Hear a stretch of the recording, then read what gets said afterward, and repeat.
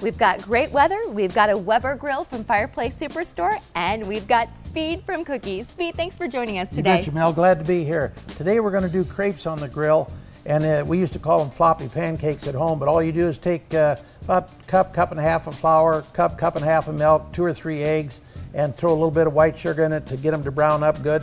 But get the consistency you want. You can just add milk, a little more flour, whatever you need. Perfect. So you just have a little oil on that pan there? Yep, throw a little bit of oil on that. And that's my old cast iron crepe pan.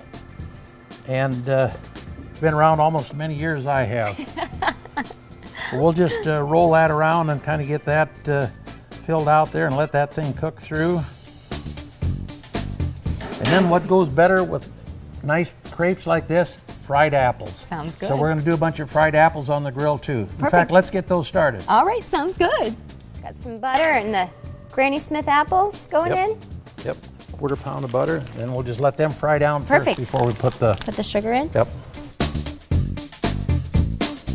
Okay, now what we did is we threw in a couple cups of Granny Smith apples along with a 1/4 pound of butter. And Mel, why don't you sprinkle a little bit of brown sugar on top of that? And I noticed you're using the dark brown sugar. Well, it's got a little bit more molasses flavor to it, so it just kind of deepens the flavor a little bit, and it's mighty good. Perfect. That's good right there, you betcha. All right. Now what we'll do is we'll let these go ahead and cook through, and then we'll be back and top off our crepe. Great. Mel, you want to hold that plate up a little bit there, and Sure. I'll throw this crepe on it here. This looks great. Perfect. Now we'll spoon on some of those apples. They really caramelized nicely, didn't they? Yeah, they did. They turned out really nice. And that you can see how that dark brown sugar, how that molasses is all throughout there, and that butter. Oh, that's going to be mighty tasty. Don't be skimpy on the apples, sir. No, I won't. This is mine. So